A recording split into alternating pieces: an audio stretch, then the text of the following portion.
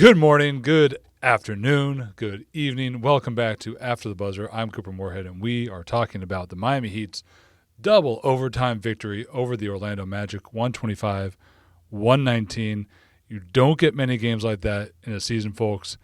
That one was a fun one. Win or lose, that one got your blood pumping a little bit, just to remind you that you're still alive, still able to enjoy basketball in its finest form.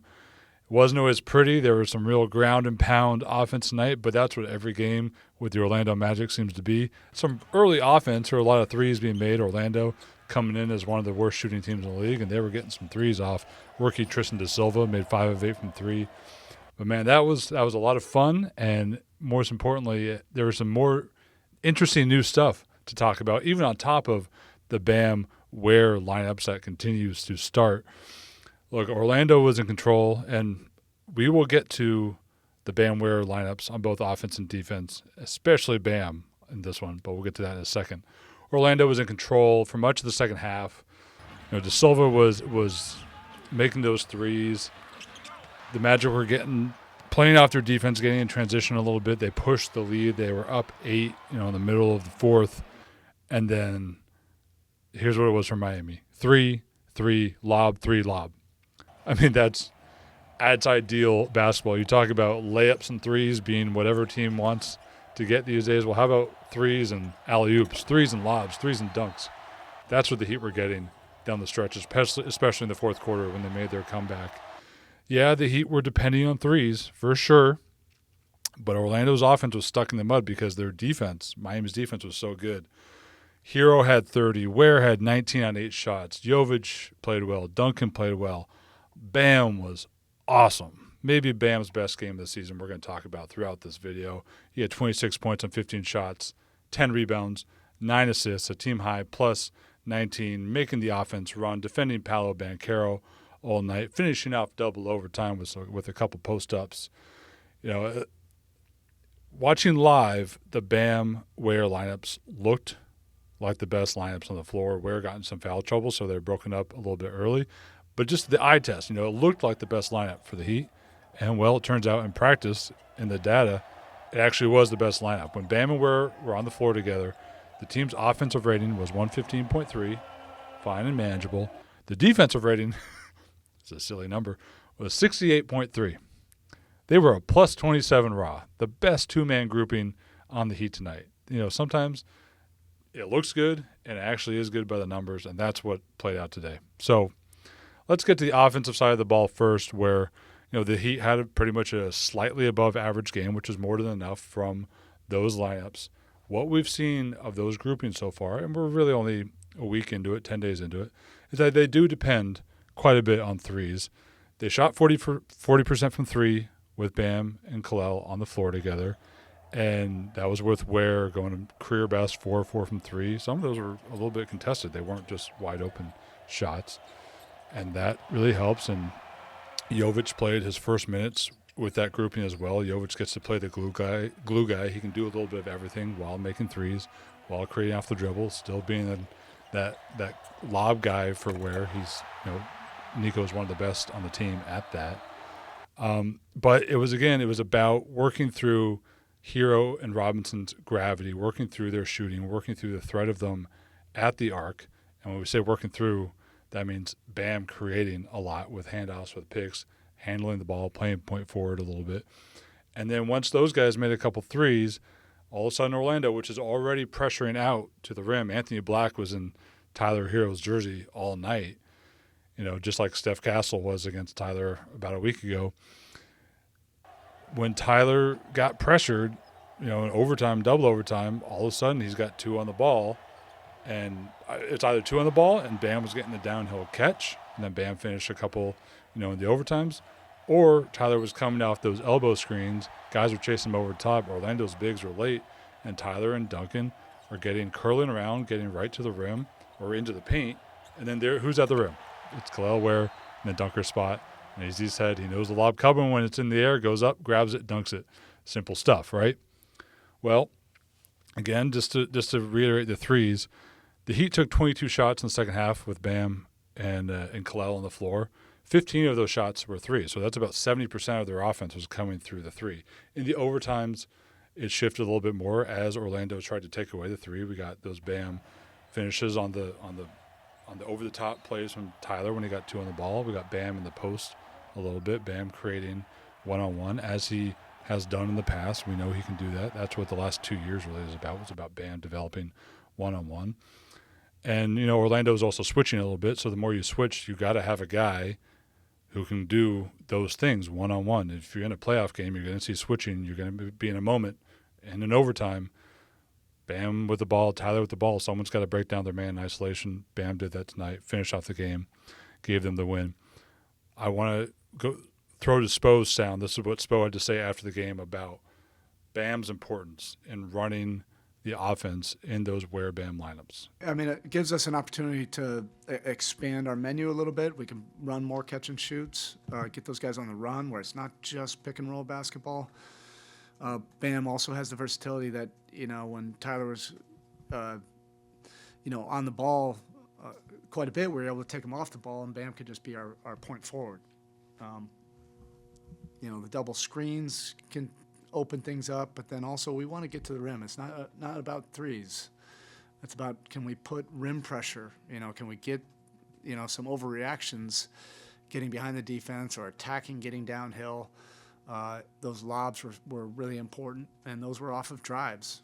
Nico had a great one where he put his head down, got in there, and got a lob to Kalel. Obviously, Duncan had that other one. We've had a couple miscues, but Duncan's to Bam was a really big play when their switches were kind of, bottling us up a little bit, in that second half. We're working on it. And we're learning more, each day, and we'll get better.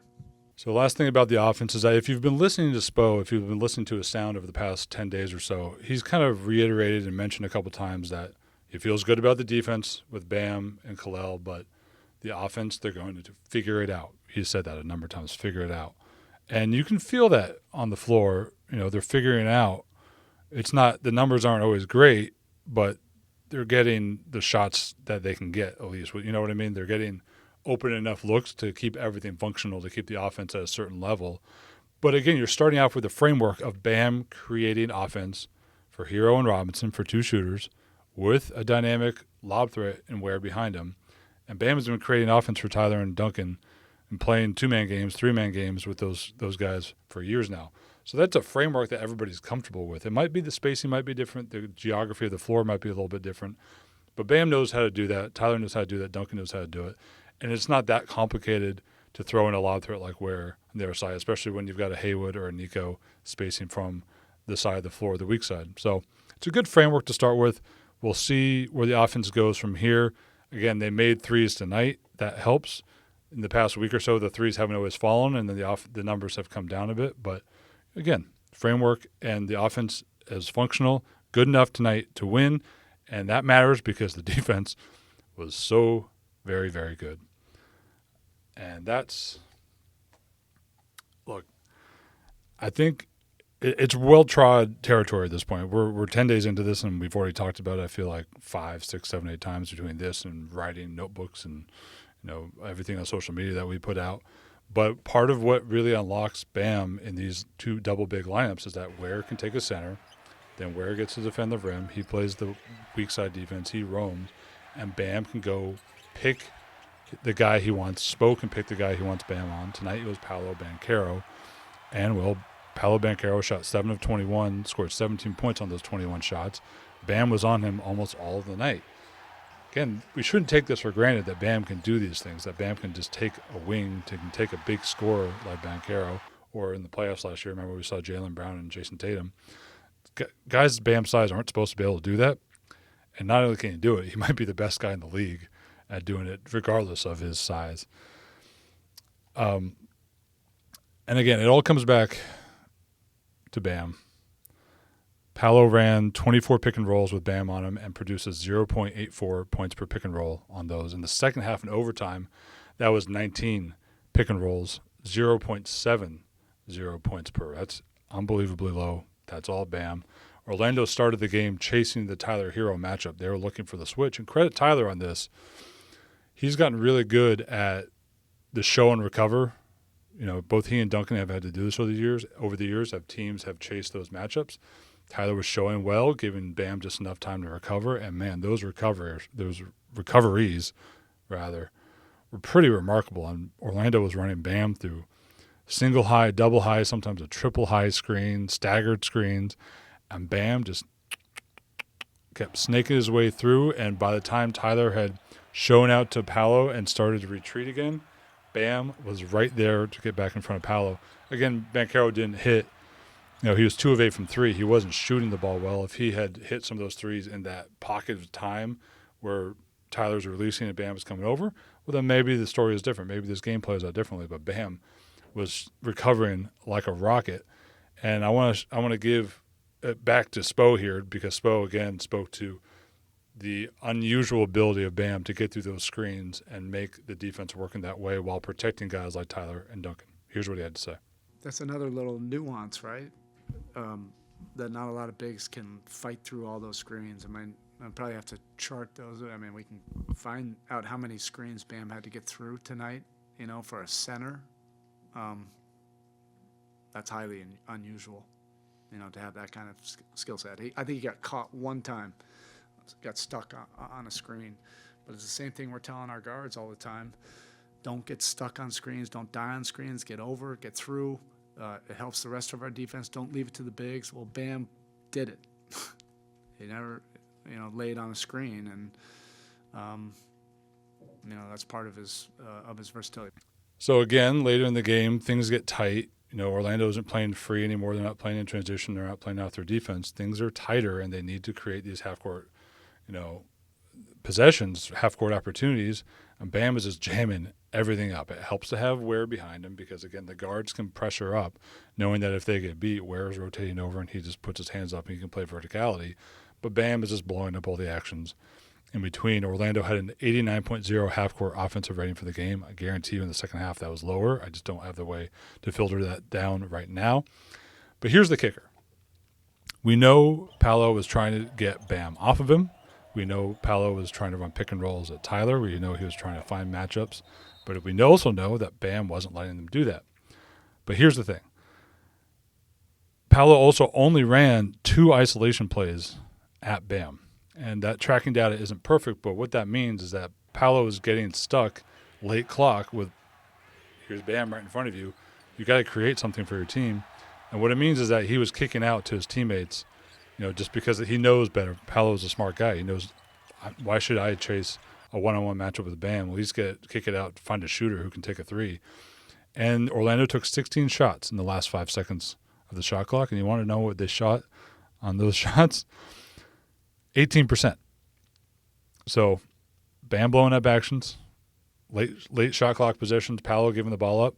Orlando just they hardly made any of those. And a couple, maybe that makes 1 or 2 of them was De Silva's threes early on in the second half. I don't know if they made any.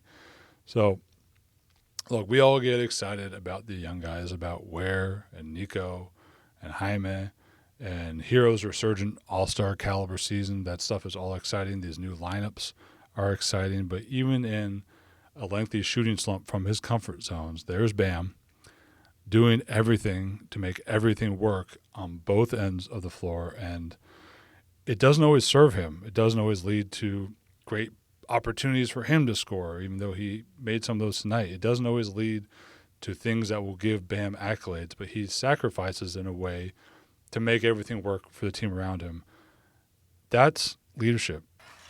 He's the captain. It hasn't always come naturally to him, as he said, but through his actions on the court, he's showing leadership by sacrificing and doing what's best for the team. Just as in the past, he's changed his defensive coverages away from what's best for him to do what's best for everybody around him. Now, again, he's morphing into something new. He's doing what's required of the lineups that he's in. And tonight, Bam did everything that was required of him, maybe his best game of the season. And it was a very important victory to tie up the season series with Orlando. Again, you got to give it back to Bam. The Ware lineups with him really were awesome tonight. You just got to put the spotlight on Bam, because without him, Just doesn't work. And now the Heat get Cleveland.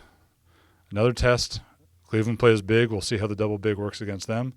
But for now, thank you for joining us. This has been After the Buzzer. I'm your host, Couper Moorhead, and it's been a pleasure talking to you. Take care.